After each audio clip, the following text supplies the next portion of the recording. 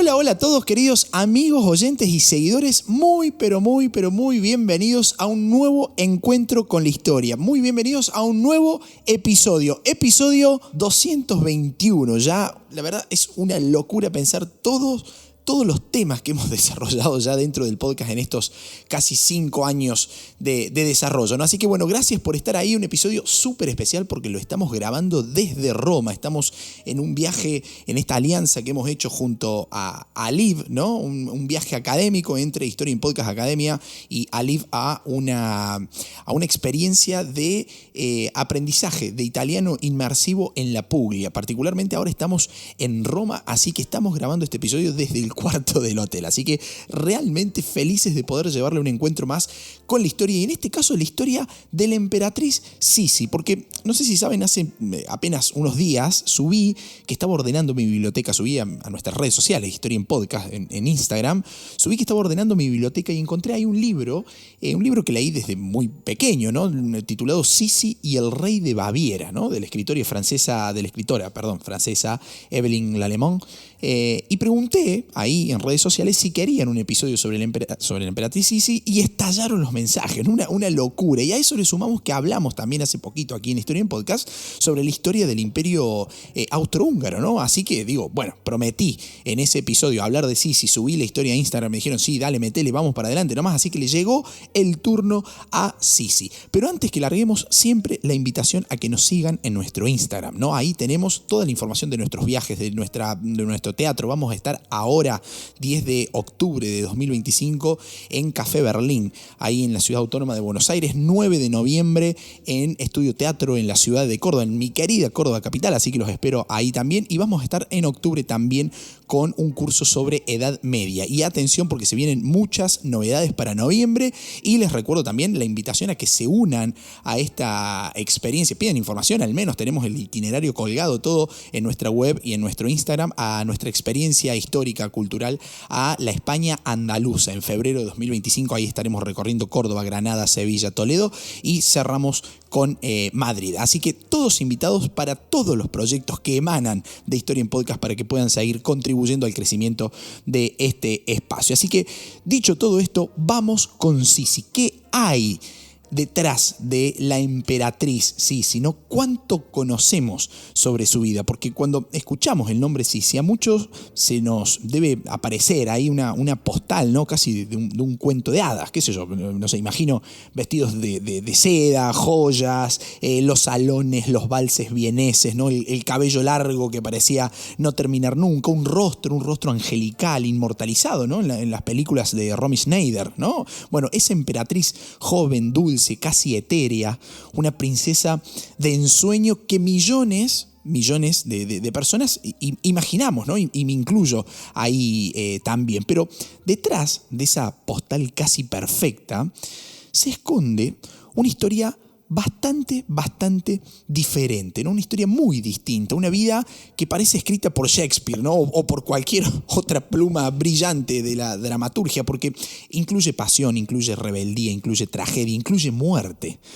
Porque Sisi no va a ser solamente esta emperatriz bonita que todos podemos recordar e imaginar. Fue también una mujer indomable, fue una mujer que nunca se adaptó al corset de hierro de lo que en esos momentos era la corte de Viena, ¿no? Y ahí surge una pregunta que prácticamente es inevitable.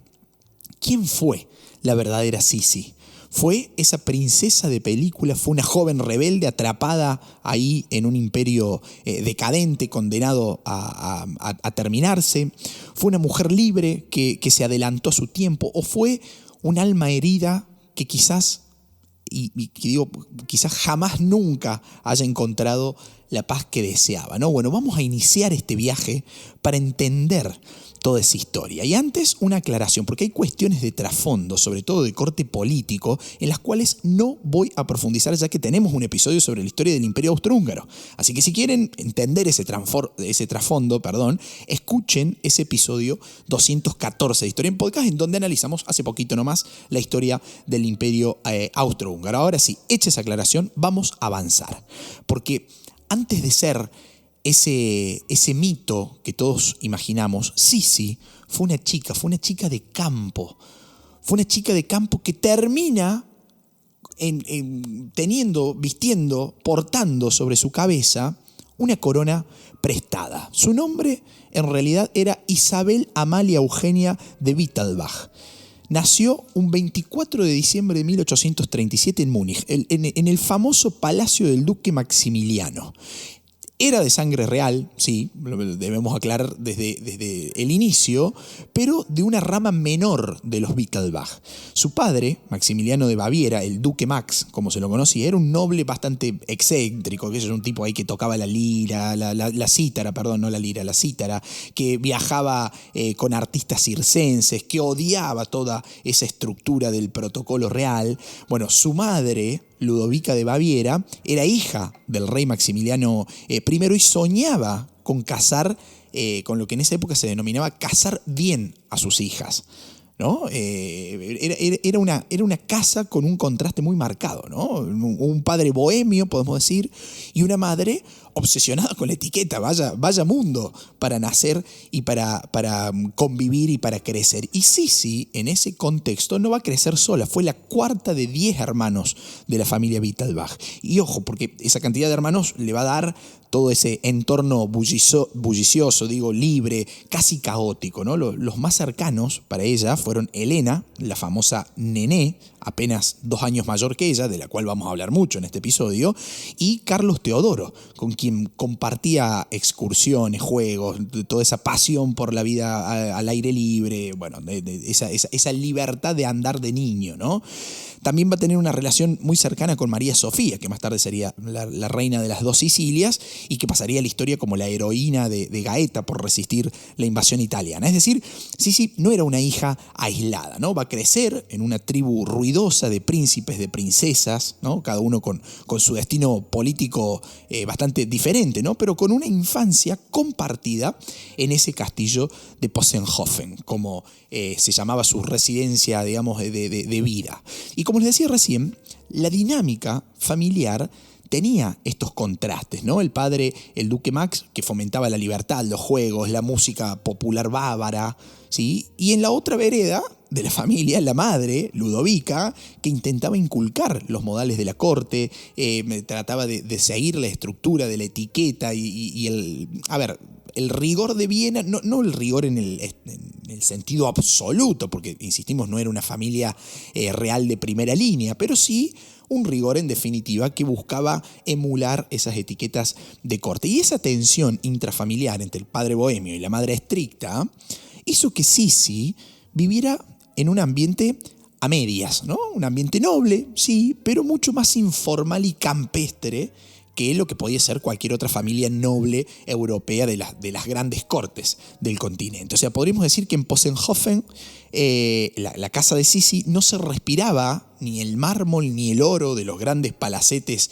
vieneses o nobles europeos, sino que se respiraba ¿no? esta cuestión de poesía adolescente, la hierba fresca, la libertad que por ahí marcaba ese ámbito campestre. Esa va a ser la escuela de Sisi, esa va a ser la escuela que la va a marcar para toda la vida, incluso cuando llegue a tener sobre su cabeza esa corona prestada que les decía anteriormente. La cuestión es que Sisi va a ir creciendo y al crecer se va a ir convirtiendo en una joven bastante tímida, dicen sus biógrafos, tímida pero a la vez magnética, ¿no? Tenía cierta atracción, una niña que amaba andar a caballos, que de hecho andaba durante horas, cabalgaba, escribía versos melancólicos, se sumergía en una especie de mundo interior de ensueño, ¿no? Una niña más cerca del romanticismo literario que de las lecciones del protocolo. O sea, podemos decir una Sisi que está detrás de la línea que está construyendo su padre, no la de su madre. Y entre los Wittelsbach circulaba la fama de que eran una familia excéntrica, ¿no? Incluso un poco inestable. Y Sisi, con ese espíritu libre, encajaba perfecto en ese molde que, insisto, terminaba de marcar la figura de su padre. Ludovica, que era la madre de Sisi, estaba en otra sintonía. Esta mujer estaba pensando en casamientos y en casamientos que fueran ventajosos para sus hijas. De hecho, en 1853, y acá entra lo jugoso de la historia, la mira de Ludovica, sobre todo, estaba puesta en Elena, Nené, que les decía recién, una de las hermanas muy allegadas a Sisi. Nené era la candidata perfecta para el emperador Francisco José de Austria. Nené era una muchachita formal, una muchachita piadosa, obediente, ¿sí?, que seguía esa estructura familiar que la madre proponía. Y Sisi, en cambio, con 15 años para esos momentos, era apenas un adolescente con un carácter difícil de controlar, de domesticar. Y sin embargo, nadie imaginaba que terminaría robándose la totalidad de la escena. Porque en este momento es cuando llega el punto decisivo de la historia de Sisi. ¿Qué sucede? Ludovica viaja con Nené a Bad Ischl, la residencia veraniega de la corte imperial austríaca, convencida de que la boda con Francisco José estaba ya casi sellada. Se venía trabajando para eso. Ludovica venía trabajando para que eso sucediera y sucediera de esa manera, ¿no? Entonces, todas las fichas estaban puestas ahí.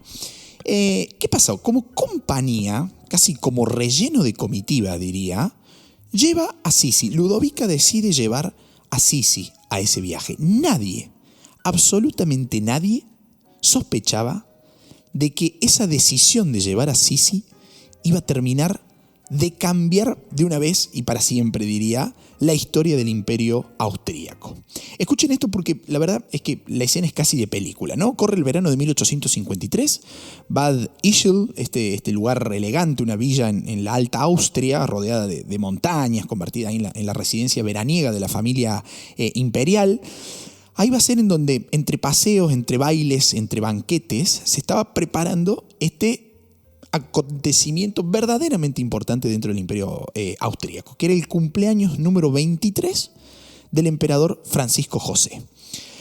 La corte, estaba ahí con todas las atenciones puestas, ¿no? Desde hacía meses, la archiduquesa Sofía, la madre del emperador y en definitiva deberíamos decir la auténtica dueña del poder en Viena, estaba preparando el matrimonio de su hijo. O sea, era una cuestión que se venía elaborando desde hacía un tiempo. Y la elegida era Helena, Nené, la hija mayor de Ludovica de Baviera, la hermana de Sisi, una candidata perfecta para encajar en esa maquinaria política de los Habsburgo, ¿no? Todo estaba previsto.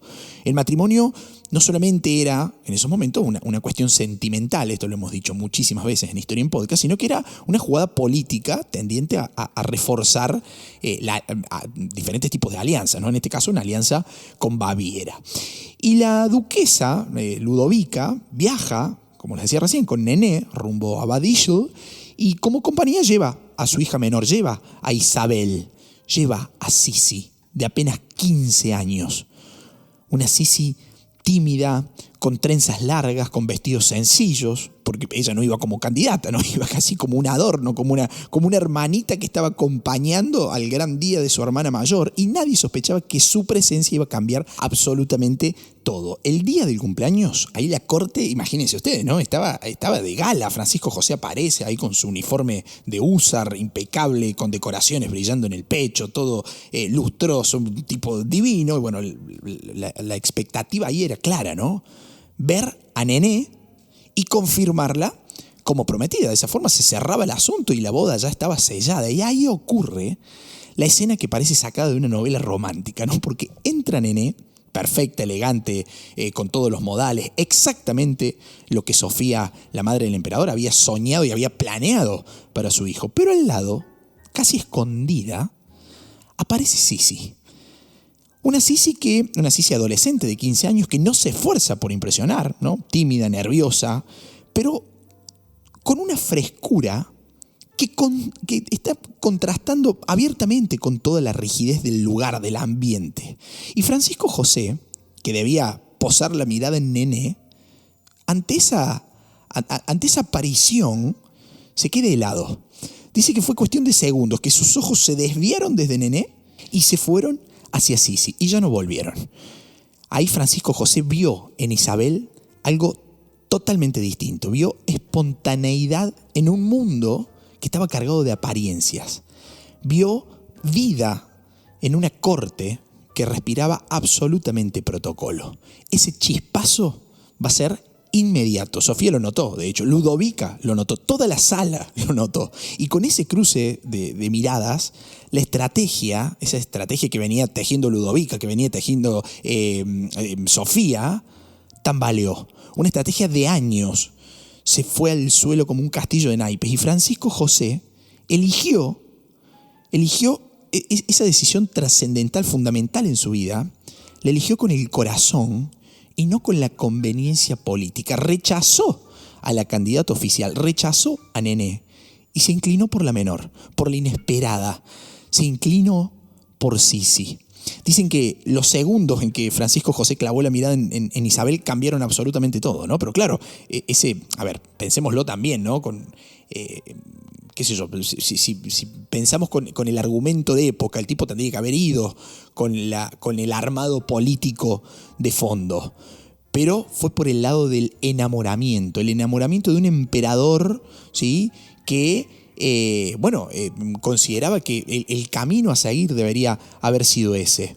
Y va a ser una decisión que repercute en cada rincón de la corte, ¿no? Porque no va a ser bien tomado en primera instancia. Primero pensemos en la pobre Nené, ¿no? Imaginen ustedes nomás lo que puede haber pasado. Una mujer, una niña, una adolescente que había sido educada, preparada, que había sido llevada a ese baile como la candidata oficial y que de pronto en cuestión de minutos quedaba desplazada, ¿no? Una mujer que no hizo escándalo alguno, que no lloró en público, que guardó silencio, ¿no? Una mezcla de dignidad y de resignación que solamente, esto pienso yo, ¿no? Puede tener alguien que entiende que el destino le ha sido esquivo, ¿no? Lo resistió estoicamente.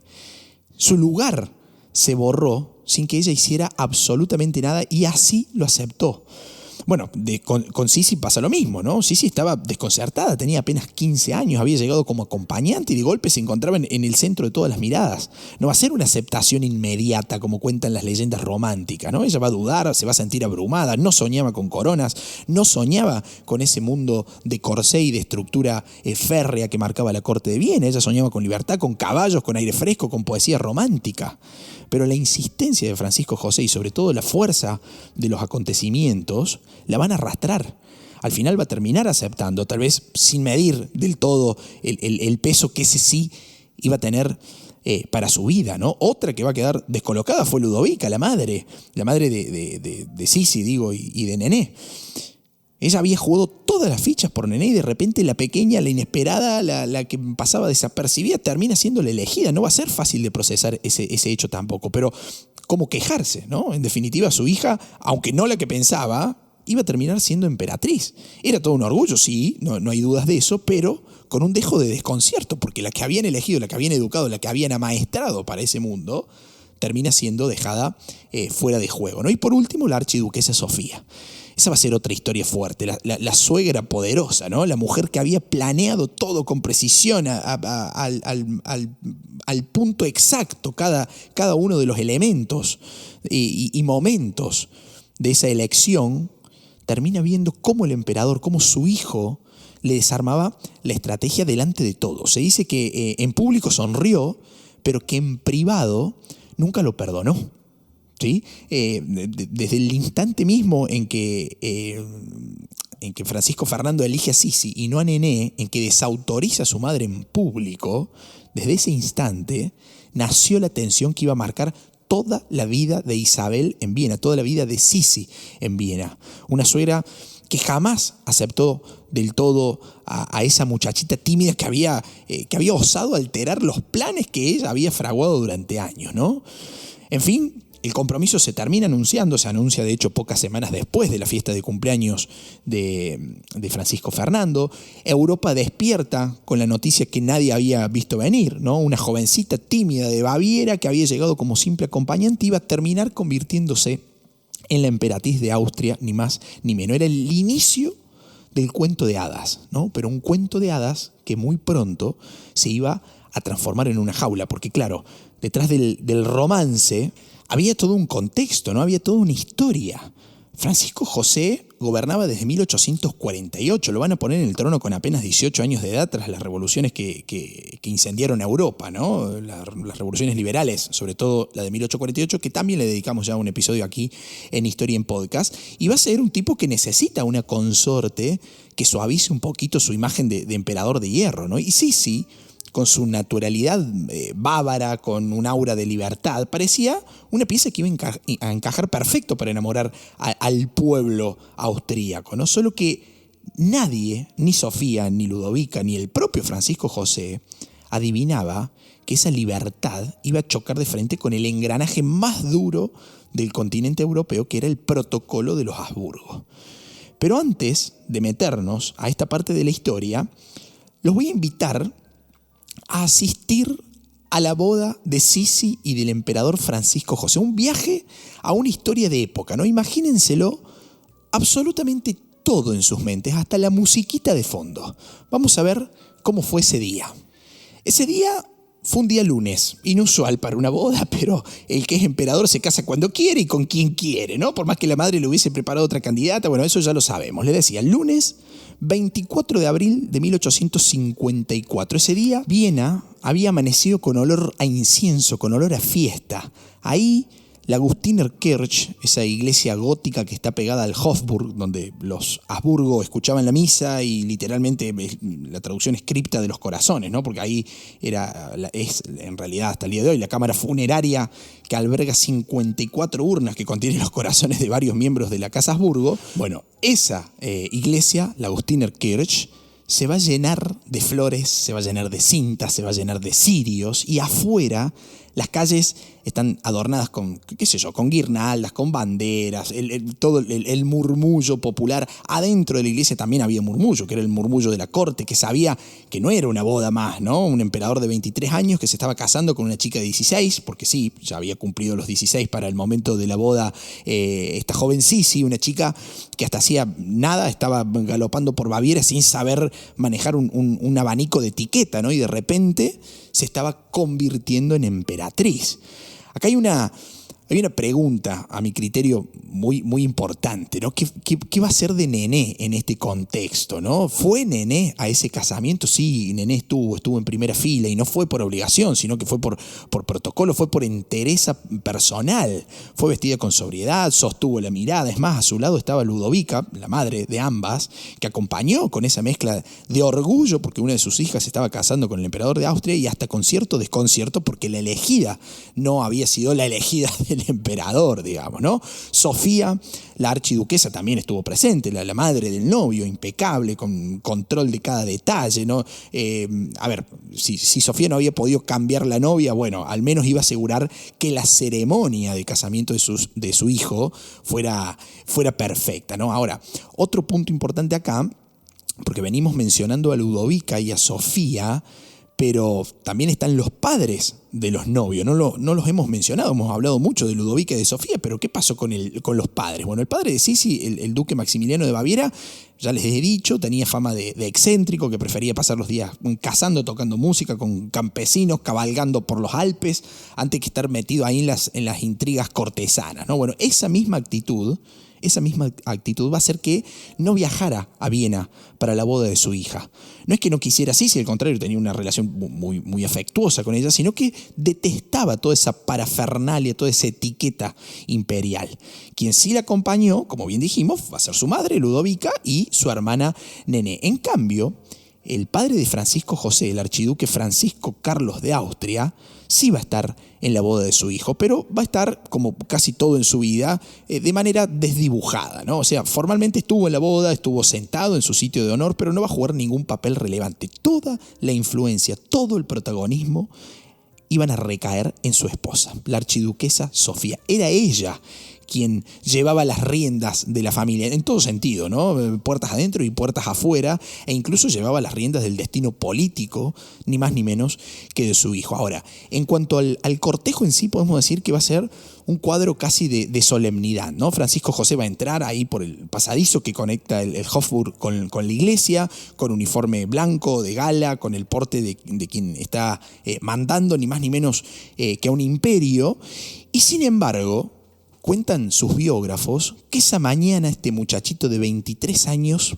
más que un emperador, más que un personaje político de importancia, más que sus vestidos y sus medallas militares, esa mañana parecía un joven enamorado. Era un tipo que Sisi le había calado profundo el corazón con una sola mirada. Ni más ni menos que una sola mirada había bastado para que cambiara la elegida, que había sido Nené, a Sisi. Esa mañana de su boda, Francisco José era un tipo enamorado. Isabel, en cambio, va a llegar en carruaje desde el palacio, va a llegar acompañada por sus damas de honor, va a llegar también con los nervios ahí a flor de piel. Cuentan que incluso cruzó el umbral con esos ojos así como desorbitados, ¿no? Con los ojos grandes, como si de verdad estuviera entrando a un mundo hermoso de ensueño, pero también, increíblemente también, un mundo lleno de trampas. Una Sisi, imaginémosla, que lucía a la altura de la leyenda que hablábamos al comienzo, esa imagen idílica que tenemos de Sisi, ¿no? Vestido de seda blanca, bien entallada, una falda amplia, bordados en oro finísimos, un velo de encaje. Bueno, todo, absolutamente todo de ensueño. Pero pronto, muy pronto, la historia de Sisi en la corte de Viena iba a cambiar. Pero ya vamos a llegar a esa parte, porque hasta el momento estamos en la boda, ¿no? Ahí en la misa, una misa nupcial que va a ser solemne, larga, coreografiada al milímetro por la archiduquesa Sofía, ¿no? Está más que claro, se van a intercambiar las alianzas, va a estar el Te Deum al final, ¿sí? Y ahí, en ese momento del sí, dicen quienes estuvieron ahí de primera mano, dicen las fuentes, que hubo quienes lloraron en silencio, Ludovica, por ejemplo, que no pudo evitarlo, y están aquellos quienes solamente aplaudieron con la mirada, como por ejemplo Sofía, satisfecha de que al menos el ritual hubiese salido tal como se había planeado, ¿sí? Todo en su lugar, pero no mucho más que eso, ¿no? Acá en Córdoba decimos, Sofía es medio un perro sin cola, ¿no? No demostró nada, ni felicidad, ni tristeza, absolutamente nada. Era parte de la vida de la corte, un matrimonio era parte de la vida de la corte, y así se debía manifestar, ¿no? Típico de suegra, dice un amigo mío historiador, ¿no? Ofició de suegra, hizo las cosas que cualquier suegra puede llegar a hacer. Ahora, va a ser una boda que, va a estar toda la alta nobleza vienesa, archiduques, archiduquesas, ministros, diplomáticos, enviados de varias cortes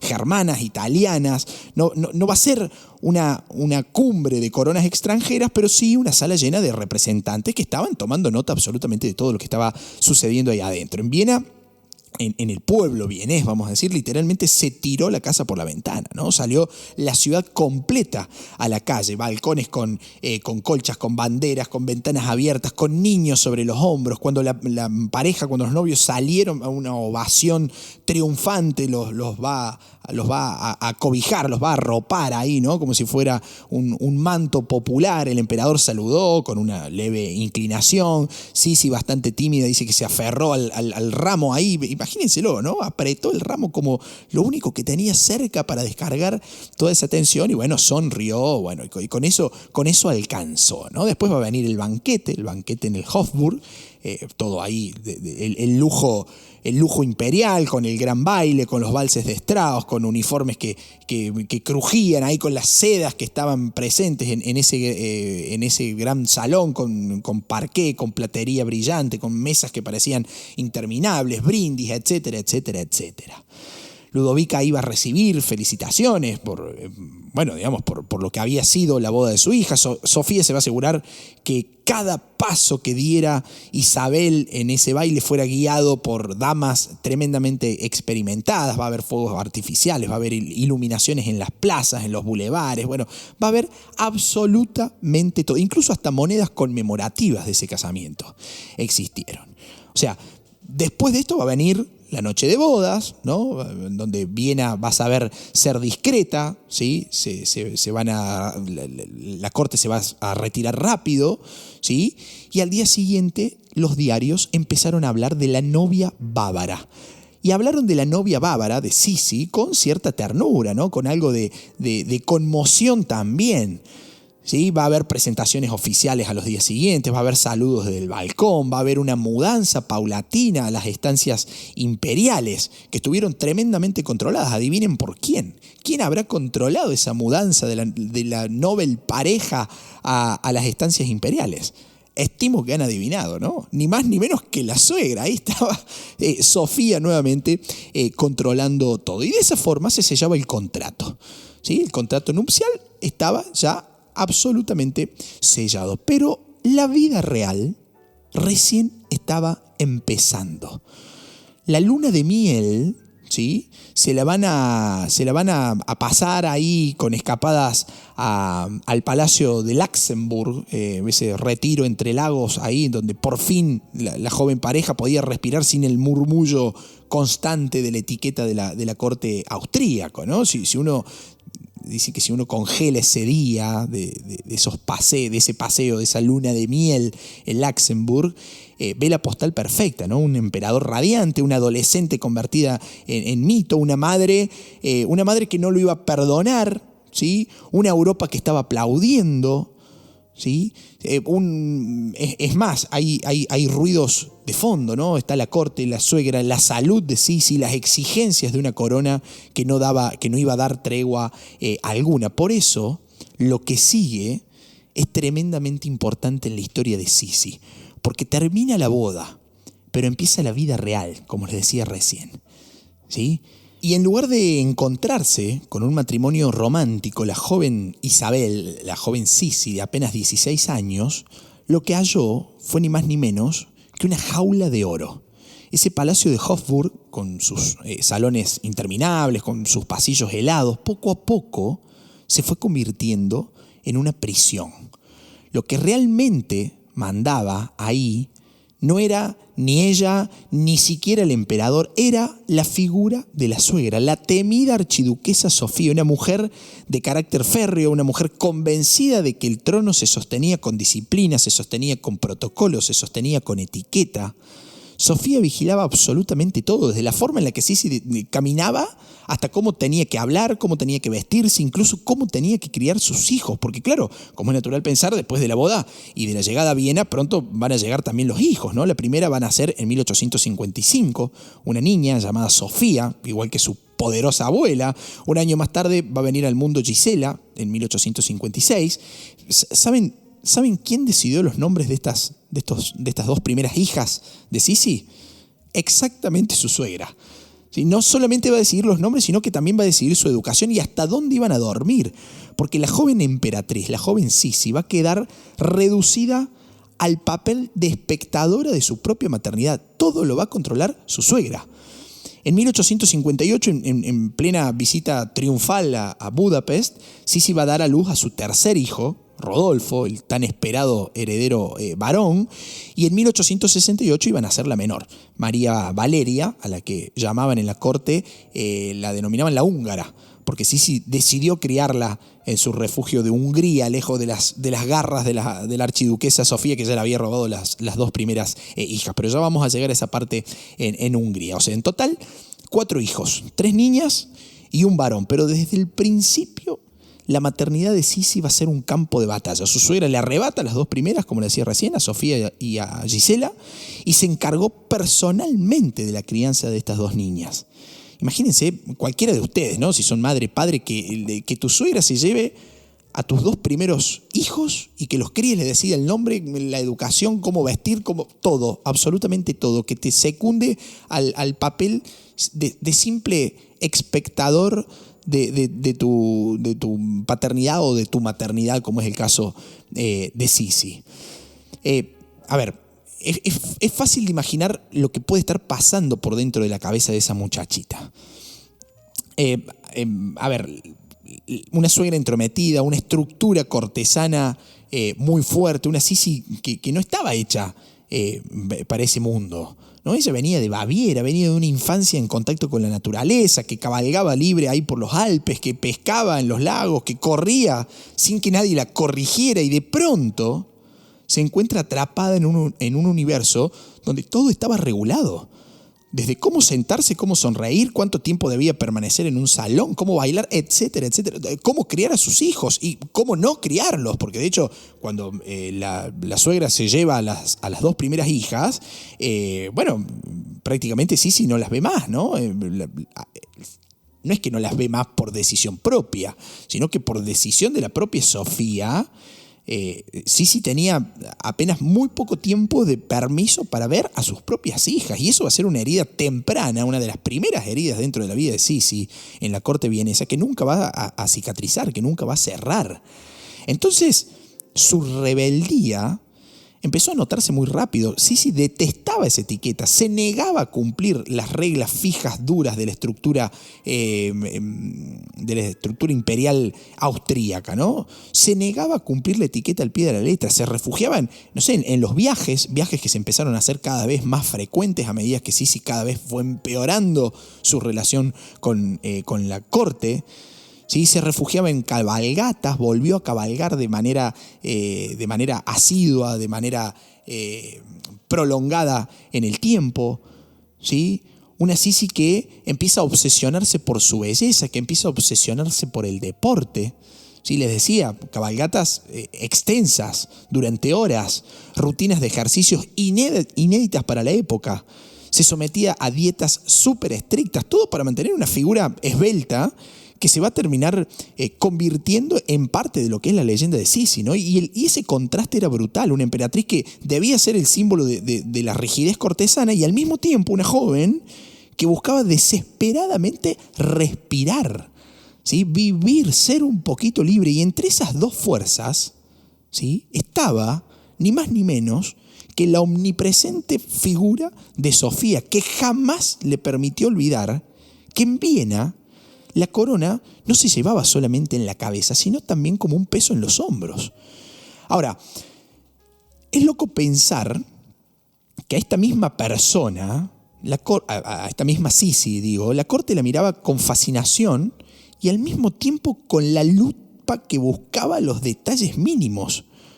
Poco a poco Sisi va a dejar de ser solamente Isabel de Baviera para convertirse en un personaje público, en un mito viviente. Se hablaba de su belleza, se hablaba de su figura, se hablaba de su vestir, se hablaba de su libertad, como si fuera un asunto de Estado, y en parte lo era, ¿no? Se dice que todo esto era bellísima, era deportiva, era atlética, era aplicada, era, como les decía al comienzo, ¿no?, una figura atrapante, ¿sí? Un imán para el cariño popular. Es más, dentro de toda esa figura mítica de Sisi, hay algo que se va a volver leyenda, que fue su cabello. Su cabello que llegó a medir más de 1 metro de largo, un cabello oscuro, brillante, que necesitaba horas diarias de cuidado. O sea, cada día había que cuidar ese cabello durante horas.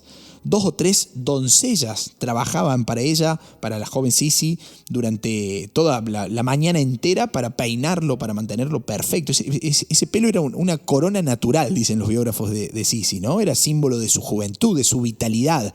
A eso se le sumaba lo que les decía recién, que era la obsesión por su figura, ¿no? Rutinas de ejercicios que eran rutinas diarias, ¿no?, que incluían gimnasia, equitación, entrenamientos con aparatos diseñados exclusivamente para ellas, dietas súper estrictas, dietas en las que muchas veces apenas probaba caldo, frutas, algunos jugos y no más de eso.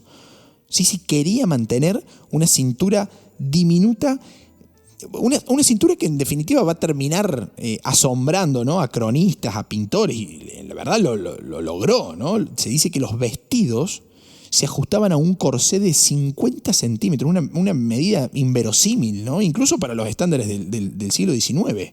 O sea, es realmente increíble lo de la figura de Sisi. Es más, voy a estar dejando en nuestro Instagram imágenes de Sisi para que de paso se den una vueltita por ahí si todavía no lo han hecho, para que nos sigan y de esa manera permitan seguir creciendo, o sea, contribuir al crecimiento del canal de Historia en Podcast en redes sociales, siempre divulgando contenido de calidad. Es más, en este viaje que estamos haciendo ahora estamos creando contenido tremendamente hermoso desde Roma y vamos a estar dentro de unos días en la Puglia, ¿no? ¿no? En Alberobello, vamos a estar en Ostuni, vamos a estar en Polignano a Mare, vamos a estar en Bari, en Lecce, bueno, vamos a estar recorriendo ahí gran parte del taco de la bota italiana y todos lo vamos a estar subiendo a nuestras redes sociales. Y no se olviden, si quieren viajar con nosotros, en febrero vamos a estar viajando a la España andaluza, ¿sí? Granada, Sevilla, Córdoba, Toledo y el Broche de Oro en Madrid. Cupos limitados, cupos están medidos, ¿sí? No podemos excedernos de 20 pasajeros, así que tienen todavía lugar disponible, pero apúrense porque van a volar y les aseguro que es una experiencia única viajar con los lentes de la historia, estar ahí en el lugar donde sucedieron las cosas y ahí voy a estar yo contándoles cada una de las historias que envuelven este majestuoso pasado andaluz, esta mezcla, ¿no? de historia, de culturas, de mitos y de leyendas de la España andaluza. Así que, bueno, más que invitados a las redes sociales y al viaje que vamos a estar haciendo a la España andaluza. En fin, con todo esto, ¿sí?, que les vengo contando, van a ser lo que podríamos llamar la marca Sisi, ¿no? Una marca oficial de Sisi, retratos oficiales, vestidos espectaculares, joyas, abanicos, todo lo que la rodeaba reforzaba la imagen de un ícono de belleza, un ícono de elegancia. Era la emperatriz como obra de arte en sí misma, cuidadosamente esculpida, ¿sí?, para mostrarle al mundo austríaco, al mundo europeo, un ideal. Pero claro, detrás de ese ideal, detrás de ese brillo, estaba la mujer real. Una mujer solitaria, una mujer melancólica, una mujer con frecuentes depresiones, con problemas de salud que hoy llamaríamos trastornos de la alimentación, por ejemplo, ¿no? Una mujer que escribía poemas sumamente oscuros en los que hablaba de la muerte, en su deseo de escapar, de sentirse un pájaro encerrado. Un contraste brutal. Sisi era el mito perfecto, la emperatriz intocable, ¿sí? Y en privado, puertas adentro, era una joven que se consumía entre la tristeza y la presión, ¿no? Estaba buscando salidas ahí en los viajes, en los caballos, en el mar, en la poesía. Y eso que todavía lo peor no ha llegado a esta historia. Pero antes de ir a esas tragedias, vamos a tocar un punto sumamente importante que en el episodio sobre la historia del Imperio Austrohúngaro pasó casi inadvertido, pero que acá hoy, al hablar particularmente de Sisi, es un paso, una parada obligada. Estoy hablando del rol político de Sisi, porque mientras en Viena la corte miraba con esta lupa que les decía recién, mientras la suegra estaba ahí marcándole cada paso, en Hungría la historia era otra. Ahí, en ese lugar en donde los Habsburgo eran vistos con cierto recelo, Sisi va a encontrar algo que en Viena nunca tuvo, que fue cariño, fue aceptación y hasta casi diría cierta veneración.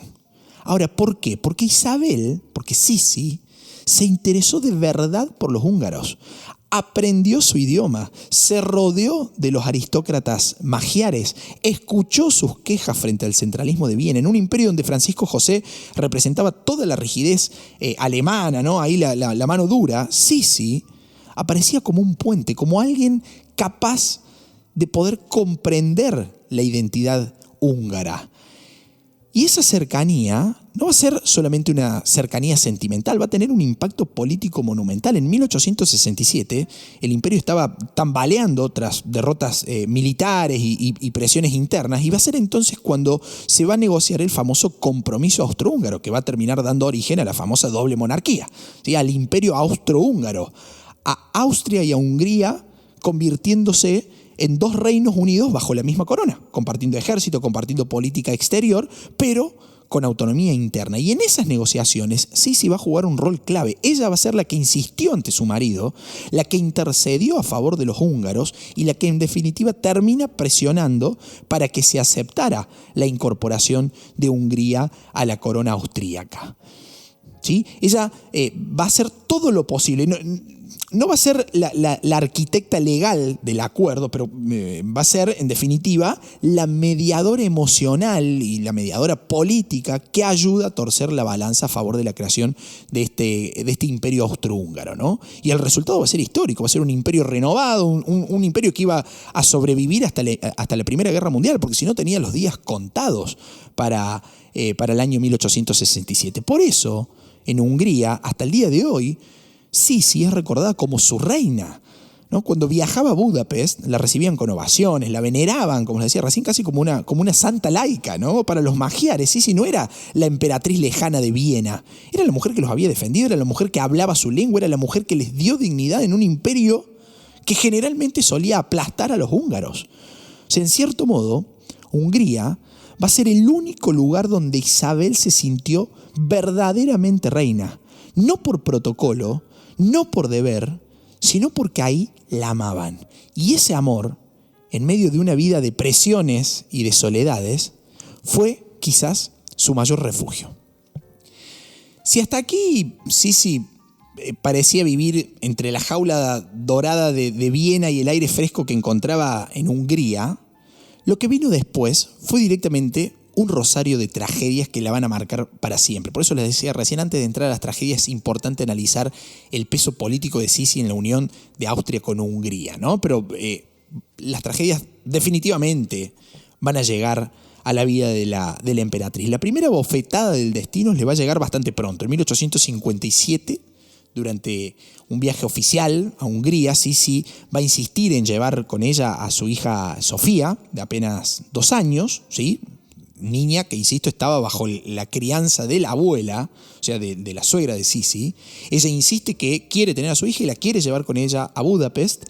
La corte intenta hacer todo lo posible para impedírselo, era un viaje largo, era un clima hostil, pero Isabel no quiso saber nada con dejar a su hija y la lleva. Y en la ciudad de Pest, la hija, la niña, ¿sí? La pequeña Sofía, de apenas 2 años, va a contraer disentería y va a morir en cuestión de días. O sea, la emperatriz nunca se lo va a perdonar. Sisi sintió que todos la culpaban, su suegra, la corte, hasta Francisco José cayó sobre ella, ¿no? Y probablemente ella misma cargó con ese peso durante el resto de su vida, ¿no? Imagínense ustedes, desde ahí en adelante va a ser todo cuesta arriba para Sisi. Incluso la relación con su marido, que ya era distante, se va a volver casi protocolar. Francisco José era el emperador, era el tipo del deber, el rígido, el inflexible, el absorbido por el trabajo, por las obligaciones, e Isabel, Sisi, era en cambio una mujer que se hundía cada vez más en la melancolía de haber perdido una hija casi por su culpa. Empezó a refugiarse en estos viajes particulares, empezó a refugiarse en la poesía, empezó a refugiarse en la búsqueda desesperada de libertad. En medio de esa vida asfixiante en Viena, Sisi va a encontrar oxígeno en Baviera, ahí junto a su primo Luis II, el famoso rey loco. Y ojo, no un loco en el sentido vulgar de la palabra, sino que era un hombre excéntrico también, obsesionado con los castillos, fascinado por Wagner, por la música, amante de la soledad, de la naturaleza, un romántico perdido en un siglo demasiado pragmático, ¿no? Bueno, con Sisi compartía algo más que la sangre, compartían gustos, compartían placeres. ¿Sí? Muchos han llegado a pensar que pueden haber llegado a ser amantes. Bueno, en realidad no hay pruebas de eso. Lo que sí va a haber entre ellos es una relación muy intensa, casi espiritual. Se escribían cartas, se buscaban, compartían confidencias. El tono de esas cartas es bastante revelador, ¿no? Es melancólico, un tono sensible, lleno de referencias hacia la incomprensión que los dos estaban sintiendo en sus respectivos tronos, ¿no? Eran 2 almas inquietas, ¿sí? Que se estaban reconociendo en el dolor del otro, porque en definitiva era eso lo que había en el fondo, era dolor. En Luis, Sisi veía a alguien que rechazaba tanto como ella las cadenas de la corte, y en Sisi, Luis encontraba a alguien que entendía ese mundo interior que él estaba sintiendo, ¿no? Eran como muchos decían, almas gemelas. ¿Sí? Bueno, la tragedia va a llegar respecto a esta relación entre Luis y Sisi, que es parte de la historia que les contaba al comienzo de este libro de Evelyn Lalemón, que dice que se titula Sisi y el rey de Baviera, ¿no? Es este famoso Luis II. Bueno, la tragedia en esa relación va a llegar en 1886, cuando Luis II había sido declarado incapaz de gobernar por sus ministros, qué sé yo, lo consideraban ahí mentalmente inestable, y lo confinan en el castillo de Berg. 2 días después, ¿sí? Lo sacan a pasear con su médico, y a orillas del lago Starnberg va a ser la última vez que se vio a estas 2 personas caminar. nunca regresaron. Los van a encontrar muertos en el agua, ¿sí? La versión oficial va a decir que fue suicidio por ahogamiento, pero había ciertas contradicciones porque justamente Luis II era un nadador experto, ¿sí? El cuerpo de él no mostraba signos de fuerza en el agua, de haber tenido que luchar para sobrevivir, para no ahogarse. E incluso algunos testigos hablan de que esa noche se escucharon disparos en ese castillo de Berg, en donde lo habían recluido por su incapacidad para gobernar, por ser mentalmente inestable. Hasta el día de hoy la muerte de Luis II sigue envuelta en misterio. Imagínense lo que fue para Sisi, fue un golpe devastador. Perdía no solamente un primo, perdía a su espejo, a su confidente, ese espíritu libre que como ella vivía en guerra contra las cadenas de la realeza, contra la estructura, contra la etiqueta, contra el poder que emanaba desde los imperios que habitaban. Desde entonces, la tristeza de Sisi no va a hacer más que profundizarse, ¿sí? Es como si el mundo empezara a jugarle en contra, pero nada, absolutamente nada, ni la pérdida de la hija en primera instancia, ni la relación con su suegra, ni la etiqueta de la corte, ni la pérdida de su primo, la va a preparar para lo que fue su golpe más duro, que fue la tragedia de Mayerling. En esa tragedia de Mayerling, el protagonista va a ser su hijo Rodolfo, el heredero al trono, el único varón que podía asegurar la continuidad de los Habsburgo. Con Rodolfo, la relación de Sisi con Rodolfo va a ser bastante distante, ¿no? El muchacho va a crecer medio frágil, sensible, ahí más inclinado a la intelectualidad que a la rigidez militar que su padre esperaba. O sea, más Sisi que Francisco José sería la ecuación, ¿no? Bueno, la tragedia va a llegar cuando Rodolfo apareció muerto en 1889 junto a su amante, la baronesa María Betzera. Oficialmente se habló de un suicidio pactado, ¿no? Bueno, ahí las circunstancias exactas todavía hoy generan debate, también lo mismo que pasó con Luis II, pero lo cierto es que fue un escándalo mayúsculo, fue un drama político tremendo para la corte austríaca, porque el heredero al trono aparecía muerto en dudosas circunstancias, y va a ser un drama íntimo insoportable para Sisi. Para Sisi, la tragedia de Mayerling fue el derrumbe definitivo de su vida. Después de eso, se va a volver una sombra errante, una mujer que empezó a viajar compulsivamente por Europa, por Grecia, Madeira, Irlanda, Corfú, siempre en movimiento, como si el desplazamiento pudiera tapar ese vacío interior, ¿no? Como alguien que viaja escapando, como alguien a quien el mundo ya no le corresponde, como alguien a quien ya no tiene mucho más por vivir, por perder o por soportar. A esa altura Sisi apenas pisaba Viena, apenas veía a su marido, se vestía de negro, o sea, era una viuda eterna, podemos decir. No había perdido a su marido, está más que claro, ¿no? Pero el duelo íntimo, el duelo profundo, se había convertido en parte constante de su vida. Y en sus poemas empieza a escribir, empieza a refugiarse en la literatura, empieza a hablar de la muerte como si fuera una amiga esperada. Sisi, la mujer que había sido el mito de belleza, que había sido la reina amada en Hungría, se estaba consumiendo en la tristeza, y al mismo tiempo su leyenda iba creciendo, porque en cada puerto, en cada ciudad donde Sisi iba, visitaba, paraba, turisteaba, podemos decir, la gente seguía fascinada por aquella emperatriz enigmática, ¿no? Que parecía vivir más en sus fantasmas que en su propia realidad. Que su pelo, que su cabello, que su cintura, que su esbelta figura, sus vestidos, sus joyas, todo emanaba poder, todo emanaba lujo. Pero, como dice un viejo refrán, la procesión muchas veces va por dentro, ¿no? Y así llegamos a septiembre del año 1898, cuando, escapando, como siempre, de Viena, Sisi va a recalar en Ginebra, pero una Sisi que ya no viajaba como emperatriz que despertaba reverencias, estamos en el año 1898, insisto, sino que viajaba como una dama vestida de negro, ¿no? Discreta, casi anónima. Ahí iba a caminar por la ribera del lago Lehmann como cualquier turista más, con apenas una dama de compañía a su lado, sin escolta, sin la parafernalia imperial que había marcado su juventud, ¿no? Y va a ser ahí, en esa rutina tan mundana como frágil, donde el destino la alcanzó. Luigi Lucchini, un anarquista italiano, se va a cruzar en su camino, un anarquista que no la buscaba a ella, sino que buscaba a un miembro de la realeza, cualquier persona vinculada a la realeza era la que se tenía que cruzar en el camino de este anarquista Luigi Lucchini para que él pudiera descargar su odio contra un sistema que consideraba injusto, ¿no? Y al no encontrar a otro punto más importante, termina eligiendo a Sisi.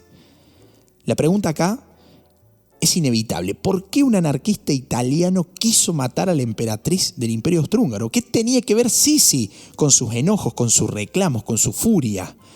Y antes de avanzar me veo en la obligación de aclarar este punto porque es el que en definitiva termina poniéndole el sello final a la vida de Sisi, ¿no? El trasfondo está en el mundo político, está en el clima social de finales del siglo XIX. Italia, que se había unificado en la década de 1870, todavía tenía heridas abiertas con el Imperio Austrohúngaro, ¿no? Recordemos que los Habsburgo habían controlado durante siglos territorios italianos clave, desde la Lombardía hasta el Véneto, hasta Sud-Tirol. Territorios que incluso van a traer problemas en alianzas de la Primera Guerra Mundial, ¿no? Y aunque parte de esas regiones habían pasado a Italia tras la Guerra de la Independencia, el resentimiento contra Viena, el resentimiento contra el Imperio Austrohúngaro seguía muy vivo, sobre todo en el norte italiano. A eso se sumaba un momento explosivo en toda Europa, ¿no? El auge del anarquismo, una ideología radical que veía en los reyes, en los emperadores, en los burgueses, a los opresores del pueblo, ¿no? Y no era solamente una teoría. En esos años los anarquistas habían asesinado a presidentes, a reyes, a jefes de Estado por todo el continente. Era la época de los atentados ejemplares, comillas a esto, ¿no? Atentados ejemplares. Matar a un monarca, ¿sí?, era dar un golpe contra el sistema. Bueno, Luigi Lucchini era un hijo ilegítimo, ahí pobre, con un resentimiento muy profundo. ¿Sí? Viajaba de un lado a otro buscando la oportunidad de dejar su huella en la historia. En ese cóctel de frustración personal, de doctrina anarquista, va a terminar encontrando un blanco perfecto en Ginebra, que fue ni más ni menos que la emperatriz de Austria-Hungría, símbolo de una monarquía que para él representaba privilegio, representaba lujo, representaba opresión. Lucchini no buscaba vengar un territorio puntual, buscaba golpear al sistema monárquico en general. Su idea era asesinar a un soberano cualquiera, no le importaba quién pudo haber sido el duque de Orleans, el rey de Italia, el zar de Rusia, cualquiera, pero ese día la que estaba al alcance de su mano era ni más ni menos que Sisi. Y la historia se va a escribir definitivamente con esa puñalada improvisada, con un gesto rápido. Aparece en su camino, le clava en el pecho una lima afilada, un arma improvisada. Sisi apenas se da cuenta de lo que estaba sucediendo, creyó que la habían empujado. De hecho, camina algunos metros más hasta que la sangre la termina venciendo. Cae en brazos de su acompañante y termina muriendo poco después en el Hotel Beau Rivage de Ginebra con apenas 60 años. La paradoja acá es brutal.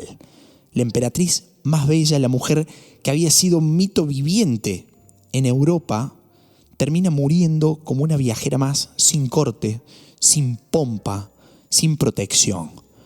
Así se cerraba una vida marcada por la búsqueda de libertad y así nacía un mito que va a ser eterno. En Viena la noticia va a ser un terremoto. Francisco José, esto se me pone la piel de gallina, Francisco José, al enterarse, se dice que apenas pudo murmurar lo siguiente. Se dice que dijo: nadie sabe cuánto la amé. ¿Qué habrá pasado puertas adentro, no? ¿Qué habrá pasado internamente por esa cabeza, por ese corazón? Nadie sabe cuánto la amé. La cuestión es que tras el asesinato en Ginebra, el cuerpo de Sisi va a ser trasladado a Viena. Miles de personas salen a la calle para despedirla. Porque no era solamente una emperatriz, ¿no? Era un mito viviente. Y la noticia de la muerte había conmocionado no solamente a Austria o Hungría, había conmocionado toda Europa. ¿Sí? Primero por el miedo al anarquismo y segundo, Sisi, a ver, era el enigma, era la figura, era el mito. ¿Sí? Era la belleza encarnada en sus mejores épocas, ¿no? bueno, se va a desarrollar ahí todo un funeral que va a ser de una pompa impresionante, casi como un intento de devolverle en la muerte la solemnidad que tanto la había esquivado en vida, ¿no? Va a ser enterrada en la cripta de los capuchinos, en Viena, ¿no? En el panteón de la dinastía de los Habsburgo, donde descansan emperadores, reinas, archiduques desde el siglo XVII en adelante, ¿no? Ahí descansa actualmente junto a su esposo Francisco José y junto a su hijo Rodolfo, ¿no? Se completa ahí la trágica triada familiar, padre, madre e hijo, unidos por la muerte tras haber estado separados en vida, ¿no? La imagen es sumamente fría, fuerte. Un sepulcro ahí, monumental, de mármol oscuro, de bronce, cargado de símbolos imperiales. Ahí reposa Sisi, la mujer que buscó libertad hasta el último día, la mujer atrapada en vida, ahora también atrapada entre los muros de esta cripta imperial. Pero también es ahí donde comienza su eternidad, ¿no? Cada año miles de visitantes de todo el mundo se acercan a dejar flores, a mirarla, a recordarla. ¿Por qué no? A dejar también una lágrima por esta mujer a quien la historia elevó a los cánones de mito y a quien la vida la termina catapultando a la tragedia casi infinita. Lo cierto es que el mito de Sisi no va a morir en Ginebra aquella tarde de 1898. Al contrario, va a ser ahí cuando realmente nace.